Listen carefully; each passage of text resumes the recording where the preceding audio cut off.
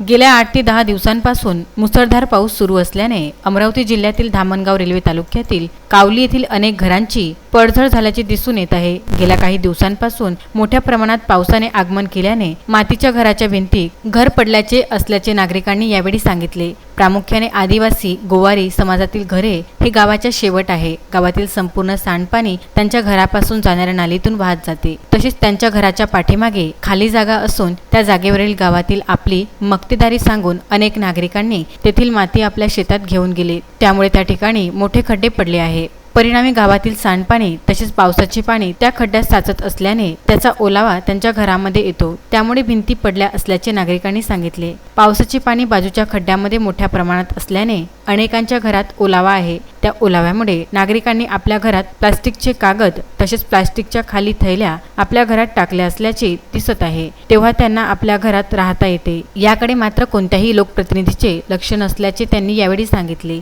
सदर पडलेल्या घरामध्ये हरिदास सहारे, अवकार नेवारे, सतीश नेवारे, अविनाश नेवारे यांची घरे पडली आहे। तर अनेकांच्या घरामध्ये ओलावा असल्याने ती पडण्याच्या अवस्थेत दिसून येत आहे। सदर पडलेल्या घरामध्ये कोणतीही जीवितहानी झाली नसल्याचे समजते, परंतु जीवनावश्यक वस्तूंचे मोठ्या प्रमाणात नुकसान झाले आहे। पाणी आलं बहुत, त्याच्यानं पूर्ण घर आमचं पडलं। आता आमची राहायची सोय नाही आहे। पहिलेच ते 1 महिन्यापासून बिमार आहे। कसं मजुऱ्या नाही, काही नाही। हां हो, पैसे नाही आहे। 1-6 महिन्यापासून बिमार आहे, पोहायच्या अगोदरपासून। काय जेवायची आपत आहे। हो, पूर्ण पडून गेलं, काहीच नाही बनवता येत।